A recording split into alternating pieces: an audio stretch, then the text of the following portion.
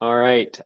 We'll get into it in one moment where my guest will introduce himself and we'll share a bit more context there where Mike is coming from. But before we do, my name is Jason Stone, and this has been a joy to sit down with Logos users and just explore how they use the software and how they leverage it for their own ministries, for their own studies, devotionals. Trying to think of which other ones. We had Bible reading, we've had class preparation.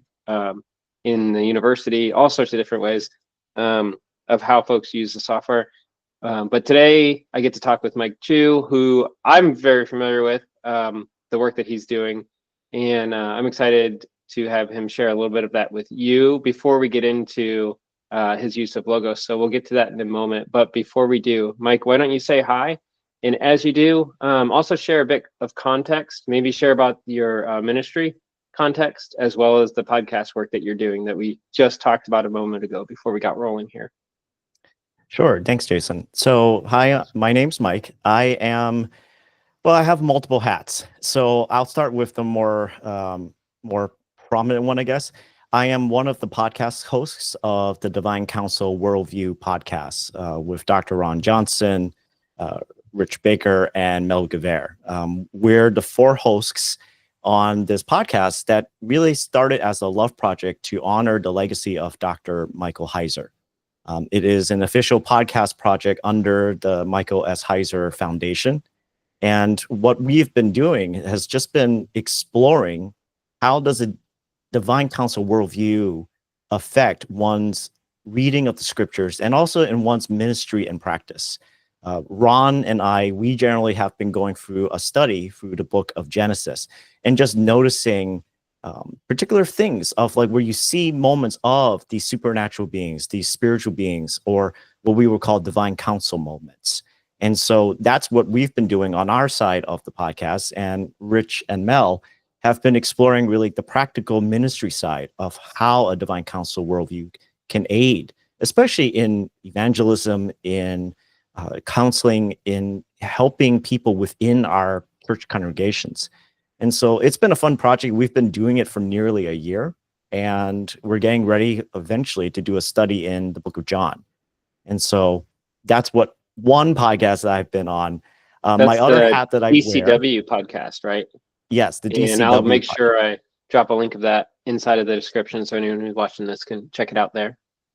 And the other hat that I wear is I am also the academic director at the AWKNG School of Theology. This was a theology school that Dr. Heiser had started a couple of years ago. But before he passed away, he asked if I would be willing to take on his role as the academic director when the day came that he passed. And so I've been in this role since last year, around April of 2023. And it's been a fun project because my main role is essentially interface with scholars and other professors who will be creating courses for the AWKNG School of Theology. And a few months ago, we actually had transitioned from a point of sale model where it used to be students would pay for a class and they would have access to that class for about a year. And the reason for that was to start up a theology school or any sort of school, it takes a lot of money.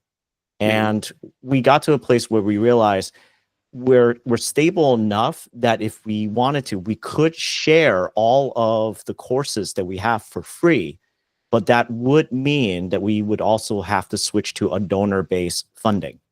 And so that's what's currently going on. We have switched over to essentially offering all of our courses for free indefinitely. So that everyone can actually dig into these courses from essentially these great biblical scholars, including Dr. Heiser and other trusted scholars. And all that we ask is that those who want to partner with us, that they participate by contributing however they can afford, but become a monthly vision partner to actually help us be able to pay for the logistics, the overhead costs of providing these courses and creating these courses. And so that's what I've been doing. And within the school, I've also been doing another podcast where it's called Ask a Scholar. We had kicked off an initiative earlier this year where we've been encouraging people to read Bible books with us every month. And as they're reading through this particular Bible book, say we're going through the book of Exodus, we would provide a reading plan that's designed for them, and it has links and articles and content that they can view to understand the book a little bit better. And what we ask of them is that, hey, submit your questions to us, because near the end of the month, we will then record an episode of Ask a Scholar, where we bring on a biblical scholar to help answer those questions that the students were having as they're reading through that biblical book. So, for example, in the book of Exodus, we asked Dr. Carmen Imes to come on to the podcast and answer 10 to 12 questions that students had on the book of Exodus. That's so cool. And so that has been a really fun project, because it's given me a chance to meet a lot of great scholars I've always had heard about, and got to meet them for the first time via just through Zoom and through this interaction together.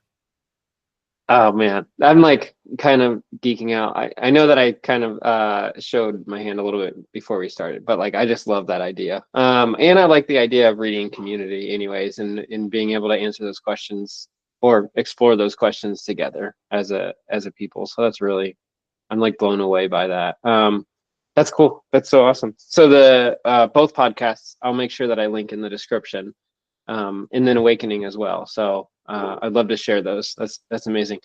Awesome. So as if you want, you can double check that you can share your screen, and we'll just start to get into it. This is a time for me to put you on the hot seat here and share. I know you have a custom layout that you wanted to talk through, a little bit of your sermon planning layout, and then ancient languages, and maybe some ancient Near Eastern studies. And then if we could, if you're up for it, I didn't tell you in advance this last area, but clippings and highlighting. I'm curious if you'd show a little bit, if you'd be up for showing a little bit at the end, how you highlight or how you keep track of different notes as you're doing your studies. We'll get to that when we get there.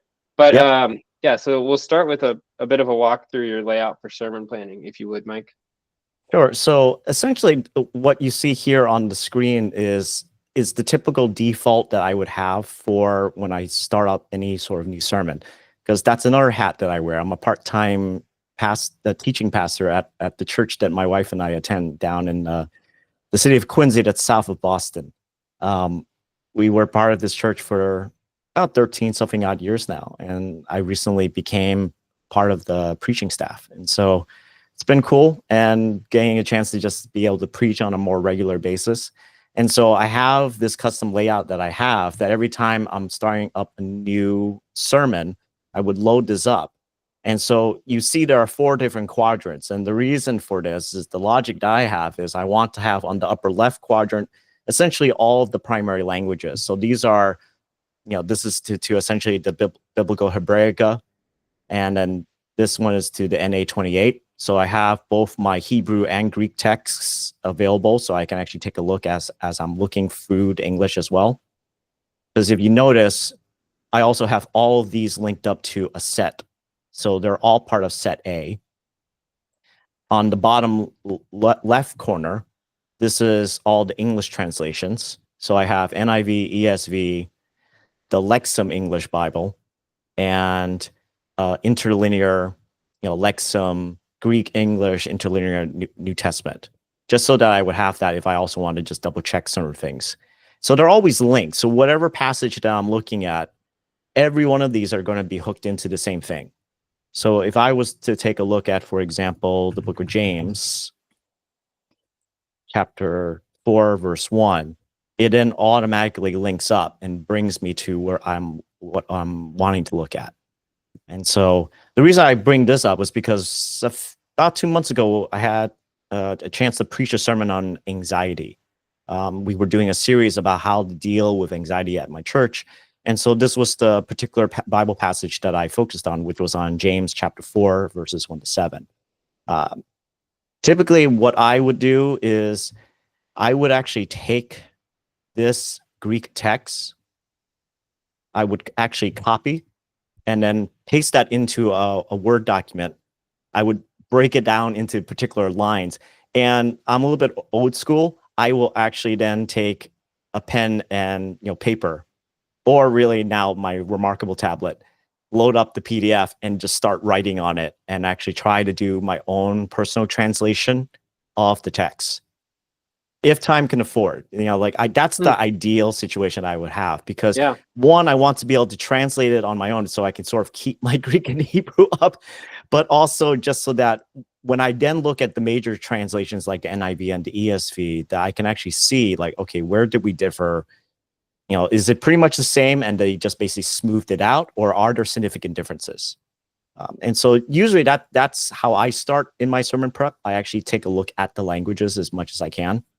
And along the way, I also have on the upper right corner, if you noticed, this section is essentially all of the language grammar tools. And so these first two are essentially linked to both the Biblical Hebraica and the NA28. These are the actual apparatus notes. Because sometimes when you see these little markers, I want to see what the heck it's actually talking about when I go back to the apparatus. The other typical tools I have is BDAG, which is the Greek lexicon that most people use, Hallet, which is the Hebrew lexicon that most people use, and then additional tools depending on what may be called for. If I'm looking up a particular word, let's say I'm looking at Ecclesiastes, and I want to look at Melech, and I want to dig down into a little bit more. One of the constant things I always do is using the Bible word study tool.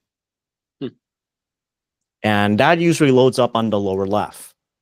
And so down here, the lower left is essentially for all those kind of load ups, and also where I would have three primary commentaries that I would use. This one is part of the Word Biblical Commentary series. This is the Nikat, and then also Anchor. I would load up more if I feel I need to get a little bit more set of opinions, but these are the three that I know I always will look at least. And so these will load up, and they're also tied again to the same biblical passage, right? So they're all part of set A. So whatever I'm looking at, they will also be tied in directly. Yeah. Before you jump from languages into like commentary and more dictionary work, what would you say to a pastor that's like overwhelmed or intimidated, that hasn't had any prep on ancient languages, given what you do at Awakening or given what you do with your podcast work? Like, does Logos help, or do you feel like it's like, I don't even know languages, therefore I can't use Logos? No, I think Logos can definitely help, because at the very least, right, hopefully folks can see this. Even where I put my cursor on the English, at the lower left corner, it will actually have a little pop-up screen that shows the actual primary language word that is behind that. And it gives you the whole entire morphology, which is basically the grammatical breakdown of what that word is. It's a noun, in particular, singular construct. And those are typical terms you would hear in Hebrew. But at the very least, you start getting a clue about what is actually behind the English rendering in our English Bibles. Typically, as well, what Logos does is that they also will include other kind of tools. So, for example, you can do formatting. And I'm trying to remember that one of these was actually where they brought up, you can actually see the lexical breakdown. The reverse interlinear, is that what you're looking for? Yes. That's open comparison. They had just updated this, so I apologize. Yeah, how are you taking to the dynamic toolbar in the changes that are there? I mean, it's initially nice, I would say, but it is a little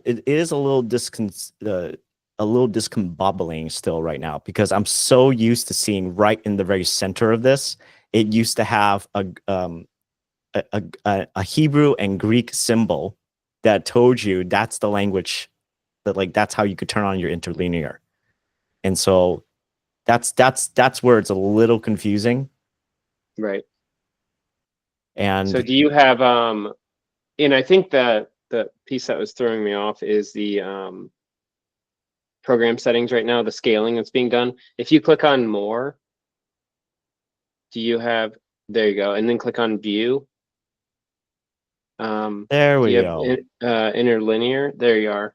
So if Yep. you were to click on that, Logos could unlock, or at least show you what's happening behind the English translation that you have there. So yeah, and Yes. so yeah, I think that I think at the beginning I just wanted to.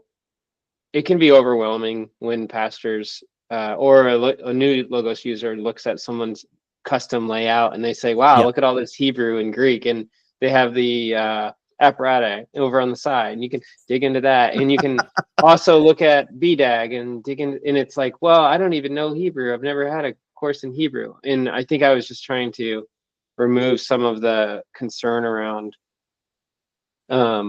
that in a tool like Logos really opens the door to folks who are learning the languages and getting that sort of context in their biblical studies. And so, yeah. I think, you know, like, and also just, I guess, for folks to understand, like, a lot of these habits that I'm showing right now with Logos is coming from my own particular seminary training. At Gordon Conwell, that's where I had trained for my MDiv. One of the things that we were kind of drilled into us was the importance of at least looking at the primary language initially. Yes, you can go to the English translation. There's nothing wrong with that. But it's always good to remind ourselves that this is actually coming from Hebrew and Greek, that the English is a rendering. It's not the actual, it's trying to approximate what was used in Hebrew and Greek. Right. And so for a person that doesn't know the languages yet, I would say don't worry. I mean, this is one of the things that you can customize Logos where you can actually have multiple English translations opened up at the same time. This whole entire format that I have here can be linked up to multiple translations. That is the very least what I would encourage folks if they don't know the languages. Because what I used to do was I would have NIV, ESV, New King James, and some other translations opened up at the same passage. And so that you can actually scan and see what is similar, what is different. And it's usually the differences is where you have to pay the most attention to. Great. You know, if once you start learning the languages, you don't have to do that kind of comparison because then you actually have the ability to notice, I see what's going on here in the actual Hebrew or Greek. And so that's part of the advantage of learning the languages, but you don't have to necessarily know the languages in order to just comprehend. There are language and some textual things that are coming up when you're looking at different language and looking at different translations. Great. Thanks for pausing on that, Mike. Yeah, you were just getting into the Bible word study, which would be great. I assume that this is where you'd go with your biblical languages too. So yeah, and so with the Bible word study, this is a very powerful tool, and so this can be, you can use this for as little or as much as you would want. What it shows up here are just the three major like tools that most people would use whenever they're looking up a particular, you know, Hebrew or Greek word.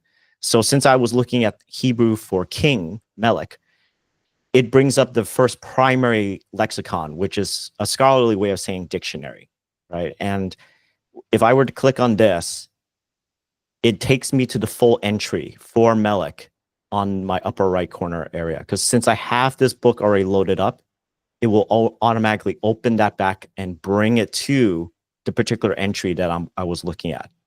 And so here I can see all the details of Melech. And I have actually in my settings, I have set so that it actually will highlight the verse that I actually had drawn the actual words study search from, so that I could see, this is where it connects. This is the more relevant line that I probably should pay attention to in the actual dictionary. And so you can see all the details for that. There are so many other tools as well. It all depends on what you have within your Logos library. But these are all the essential Hebrew tools that I have that it will load up, and then I can just click on and it will just open up a new window and bring me to that particular entry. And so you can use it as much or as little as you would want. Just for me, I tend to dig down as much as I can until I'm pretty satisfied. And so I would just look into Yeah, it. that's what I was going to ask, was how much digging do you do? How many of these would you go through? But if you see that Melech is king, king, king, king, king, king, and then in maybe Ecclesiastes it was translated king, then that wouldn't be something that you'd probably spend too much time on in your sermons. Yeah, and there will be moments where there's going to be some differences. Yeah. Say, for example, I'm just thinking of this reference I know of in Job chapter 3, verse 3.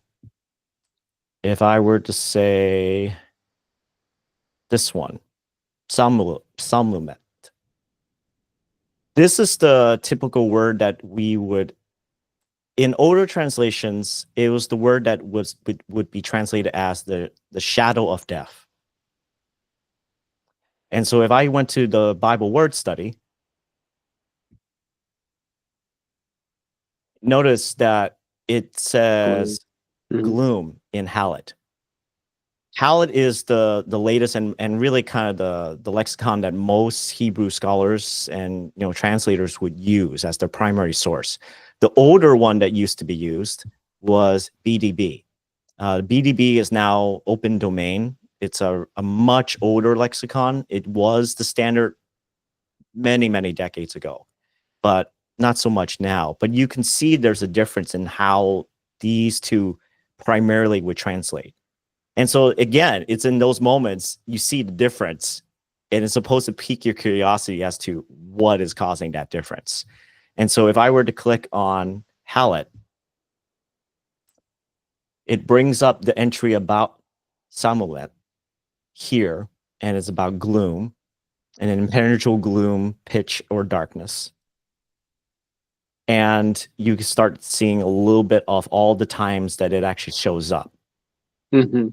If I click BDB, it'll now open up a new window for BDB, and it'll show depth shadow or deep shadow. And a lot of this is, on a side note, the reason I know about this is because this was on one of my papers at school. This word in particular, it previously used to be thought of as a compound of two Hebrew words, shadow, depth, and basically smashed together. Hallett is actually showing and recognizing that the more recent scholarship is that this word is probably a transliterated word from Akkadian.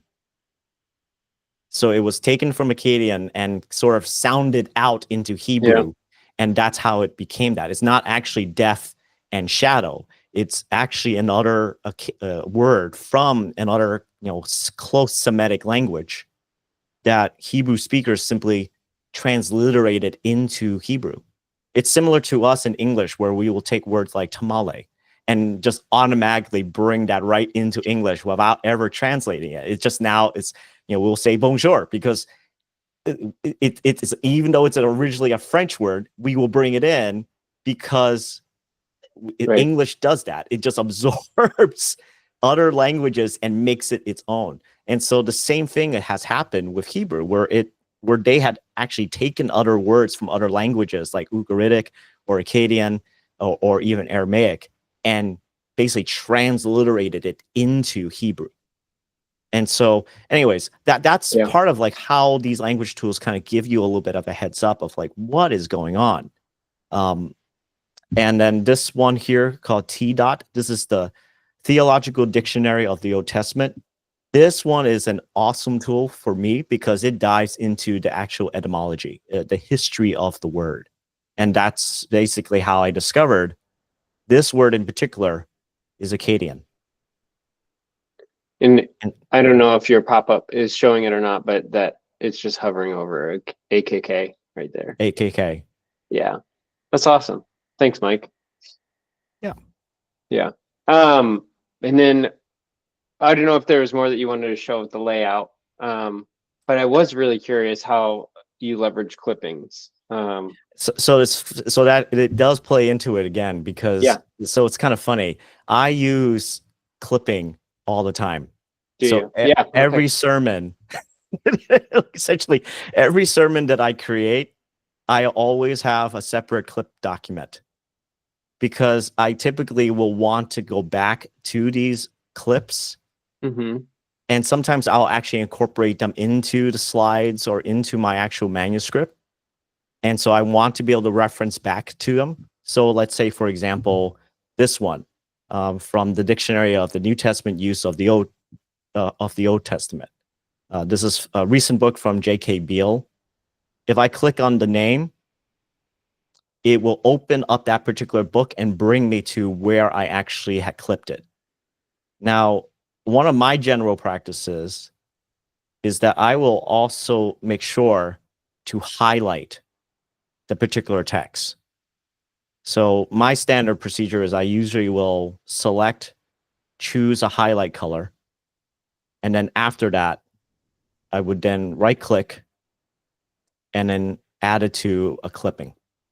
And usually whichever is your most recent clipping document, Mm-hmm. and I'm sorry that's not showing apparently on the screen, but whatever is actually the most recent clip document, you can then add that right into it and it will add that entry to that document. So Yeah. this is part of the during the research phase, this is what I am doing all the time. And whether it's on my phone or on my iPad or on my laptop or my desktop, this is what I use all the time because Yeah. this is how I keep track of all the data and all the info that I've been gathering. I was inventorying how you use clippings, and I wanted to like make sure that I listened intently. But what was happening was the screen share, you're just sharing part of the screen, and so for some reason the overlay isn't working. And that's the only thing, that's the only issue that's going on there. But your use of clippings, I don't know that I've talked to many who leverage clippings as much as you do. I want to dig in and give it a try and see if it's something that would be helpful too. So yeah, I hope that more people check that out. Yeah, it's if I were to show just how many clippings I have now, it's Do you have any particular, like, is there a level of topics or a book of the Bible or maybe sermon that you're preparing for? Is there a rhyme or reason to it? Or is it just as you come across something, you're going to go, oh, I want to grab that and kind of bookmark it for later, and I'm going to give it a title, and it's just whatever's happening in that moment? it's usually what happens at that moment, and Yeah. I still do this even when it's just for leisure reading. And Mm-hmm. because as you're reading on your phone or on like sometimes I have I bring my iPad with me just to read. As I'm just doing that, if there's something that I particularly really liked or noted, I would highlight it, and also then I would clip it. The Yeah. reason, like part of that, is because when you highlight, that's great. If you're looking through the book again, you'll see your highlights. But if I want to have a quick shortcut back to that particular saying, then the clippings allow me to actually not only put it in here, but I can search within the clippings. I Mm-hmm. can find certain things. If I remember a particular phrase, that I actually can then like look it up again. If I type out the word future, it will then limit to what clippings actually had the word future that was in it. And so that's a powerful tool because you can reduce down what you have in your clipping because you can have a lot Yeah. after just a couple of hours of research. But if you're now then trying to find where was that little thing that I read about, it was talking about anxiety, it was talking about the future. Right. I can type out that word. It'll bring up all the listings to actually use the word future. And then, for example, here, I can just click and it opens Mm-hmm. up the commentary and brings up the actual where I had highlighted. Yeah. And as we wrap up, you made me think of something. I was like, well, I just double checked in the background real quick. I was like, I wonder if you could search, if you use the search tool, Mm-hmm. if you were to pop that open, you can actually select only your clippings document. If you click more Yep. and then do docs, Yep. you could select from your docs right there instead of clicking your docs, instead of selecting your docs. Yep. Yeah, there's your clippings results there to, you could dig into your clippings that way too. And I imagine you could filter it down with the little hamburger menu or the 3 lines next to the word all. You might be able to filter it down a little bit more, but that's really, I'm gonna check out clippings. I really appreciate that. That's cool. Thanks, Mike. Yeah. Clippings Um, is probably one of the most powerful tools. It's the most I helpful didn't thing even of just realize keeping that. track of just like, because within a Logos library, that's one of the challenges, right? I know folks, Yeah.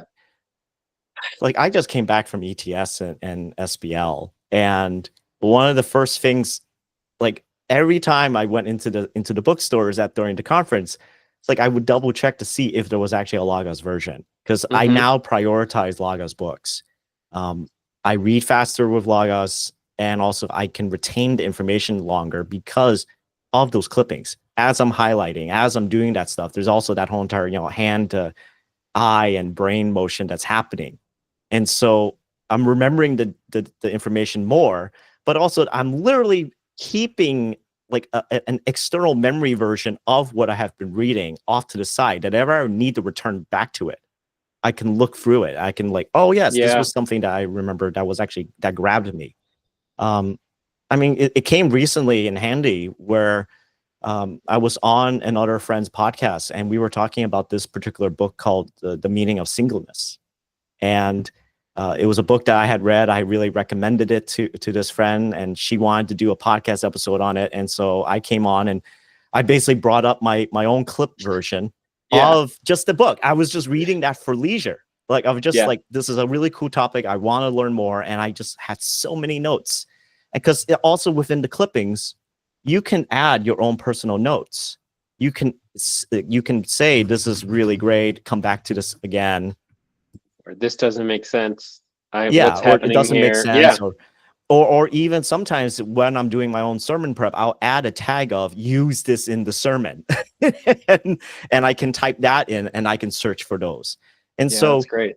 it's really is. It's just like the taking the time to be able to find and explore. Like, oh my gosh, like it's just these little things, and yet they add up and accumulate into something very powerful to make your research and your prep for sermon prep a lot easier.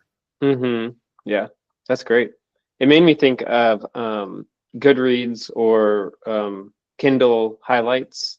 Mm-hmm. Like a lot of folks are like, I wish that you could do what you can do with Kindle books, like in Logos books, because you can highlight and keep track of all these notes while you're reading through it in Kindle books so easily. I feel like I used to use Kindle, but I don't any longer. But I think that this might be a really nice answer. I don't know if you've got that experience.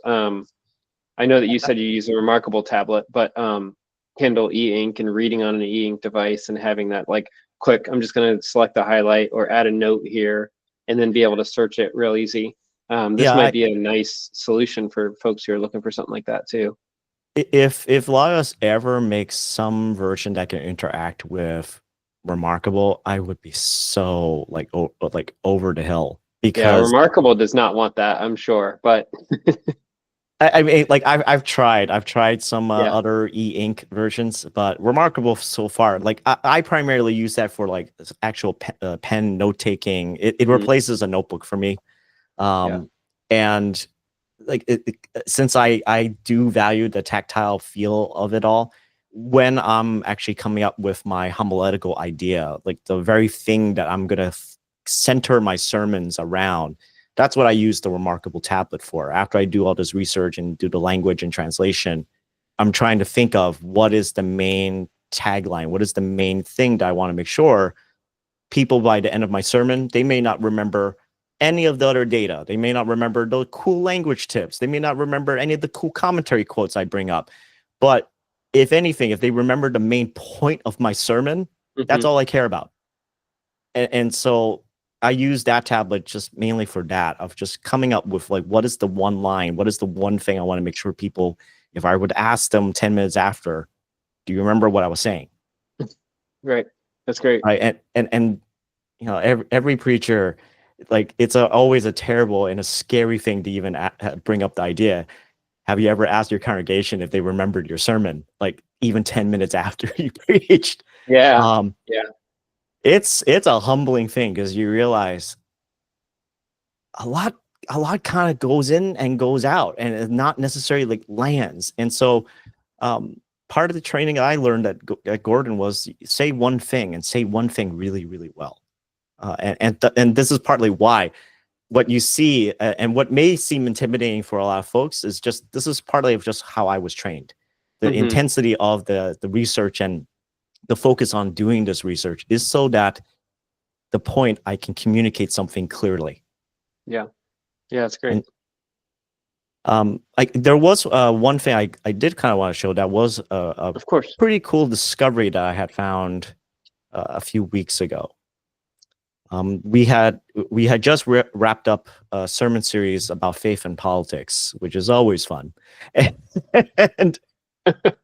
and so I did a little preaching in the book of Jonah, and I just want to make sure, see if you guys can see what I have here. And again, this is going to look similar to like the previous one that I had opened. But you notice right here in Jonah 3:4, I have it highlighted on this particular word, Lohim. Now, what's funny was I was preaching on Jonah chapter 4 in particular, on Jonah's whole entire powwow with God after God made it clear he wasn't going to destroy Nineveh. And I had noticed this as I was reading through and just kind of also just skimming through the Hebrew. I saw this here, and it was really odd because in Hebrew, this would be translated to the gods, to God, belonging to God. There's a lot of different variations of how you can translate it. However, in the NIV, for example, and I'll highlight it here, it says, actually, it's in this one right here. Now, Nineveh was a very large city. Problem is, and I'll make it a little bit easier so that folks can see. So it was, if I remember, it was under view. Yeah. Yep. Interlinear. And then, those we'll keep those. So Jonah went into the city, and he was going in, was a very large city. Yeah. In the NIV and a lot of the other English translations, they typically translate Lohim in Jonah chapter 3, verse 3 as very or exceeding. Not to God or belonging to God or belonging to the gods, because that's what Elohim is. Elohim is the Hebrew word for God and gods. It's like the word sheep in English. It could be singular or plural depending on the context of the sentence. And the L sound, the L that you see or hear in the pronunciation, that's a preposition that lets people know, oh, that's towards or to. So it's basically this idea of belonging to, or it's in the possession of. And yet, in the English translations, and this goes even all the way back to the KJV, where it's translated as very. Now, commentary notes and grammar notes, as I was digging down into it, it pretty much all basically said, oh, the reason for this is because this is meant to be a superlative. It's meant to emphasize that Nineveh is not just a large city, it is a very large city. Even though that phrase of Nineveh, a large city, is used several times, but this is the only occurrence where it's described as a very large city. And what's even more weird is that if I were to look this particular phrase up, and I just noticed from memory because it was such a curiosity to me, there are 278 times in the Hebrew Bible that Lohim shows up. 277 times it's typically translated into English as to the gods, to God, belonging to God. Yeah. It's only translated one time as a superlative. Yeah. And it's in Jonah chapter 3, verse 3. I'm convinced, and there are some commenters who were brave enough to actually say, like, yeah, this is probably should be translated as belonging to God. and that there's good reason for that in the context of the entire book of Jonah, that the author is actually trying to get at something about what Nineveh is. And so this is where, having these tools, I would have never noticed this if I was just looking at the English. And this is actually one of those few moments where, that idea of having multiple English translations opened up and then seeing the differences. The problem with this one in particular is that every English translation that I've looked at so far has all translated this as very. And it was because of one particular scholar back in the 1950s who made apparently a convincing case that it should be translated as very, as a superlative. I'm not so sure these days. The alternate reading, or the alternative reading here, would be, now the city was God's large city. Yeah, so the alternate reading would be, and the way that I actually kind of part of my sermon as I ended was I talked about how Nineveh was a large city belonging to God. Not a very large city, but that now Nineveh was a large city belonging to God. And I mean, in the context of Jonah, right, that it completely jives. That why is it that Yahweh would send his own prophet, who's supposed to be only, prophesying and convicting the Israelites, his people? Yeah. That's what prophets are for. They're meant to essentially prosecute the people for violating the covenant, but it's to his people. Yeah. So why would he send his prophet to a foreign city, right, to preach to a foreign people? And the hint is apparently is that the author, I think, is trying to get at from the Hebrew is that Nineveh, the Ninevites, actually, in the long run, they actually do belong to God. And thus, why he sent a prophet like Jonah to preach to them, to proclaim to them what was going to happen so that they would have a chance to repent. That was kind of in short summary. The whole reason why prophets exist is that their whole main job is to instill repentance. And everything that Jonah was doing throughout the whole entire book was pretty much trying to ensure that the Ninevites would be destroyed. He did not want them to have mercy. And the best way to make sure they never got mercy was if they never heard the message. If they never heard the message, they would never have an opportunity to repent because they wouldn't know what to repent of.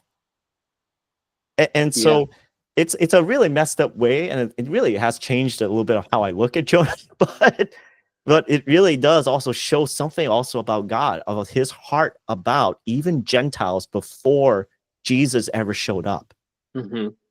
And so anyways, that's incredible. And I think, just, I mean, we could talk about this for hours. I feel like this is really interesting, but that's always been God's heart for the people who seemed like the worst of the worst, or the cultural norms of the time, in how radical God was. And this is like, it could possibly be another way. I would have glossed right over that with like the English translations. So, yeah. Yeah, I mean, the only hint that you would ever get if you're just looking at the English translations is that it is the only time where Nineveh is described as a very large city. And it's mentioned as a large city at least 4 or 5 different times. So you sort of eventually, as you're reading through the 4 chapters, you're like, I get it. Why it's a large city? And that's the only weird moment of like, why is it a very large city? Is this the only time that construct's there? Like, yeah, okay. Very large. Oh, the other times are just large city? Yeah. Oh. And also, like, this is the only time in English translations the Lohim is translated as very or exceeding, like in some sort of superlative form. So this is where I would advocate, yes, knowing a little bit of the languages would help. You don't have to be able to do live translation because like that's something you have to just that takes a lot. But to know enough that when I was looking through this and it's like, wait, that's not the adjective for very. I could automatically see from the text that that's not very. That's Elohim. Like, what is that Yeah, doing that's there? pretty cool. I'm gonna have to dig into that. So yeah, anyways, it's Thanks, Mike. yeah. That's wild. That's cool. I'm glad that you shared. I didn't know you were going to share that, so I'm glad you threw that treasure in there too. Man, I appreciate your time. You are a busy person. Indeed, you're juggling a lot, so I appreciate the time. For sure. I'm definitely going to link up the podcast in Awakening, in the description. But yeah, today we covered layouts, your layout that you use for sermon prep, and then we covered a little bit of ancient languages or biblical languages, and then we also covered clippings, which is a little mind-blowing to me. So I'll be digging into that, and then just this like unsolved mystery of the superlative in the hidden Hebrew there. So really appreciate your time. I'm really glad that we got to sit down and actually connect like on a call, because I've been following your work. So thanks again, Mike. I really appreciate it. Thank you, Jason. I appreciate the opportunity to share. Of course. Cool. Well, there'll be more interviews. If you're watching this, check out the links for sure. Okay. So go see what Mike's up to in his podcast, and then over at the school, and stick around for more interviews. I hope this is helpful and edifying to you and your work and your ministry, everybody. Take care.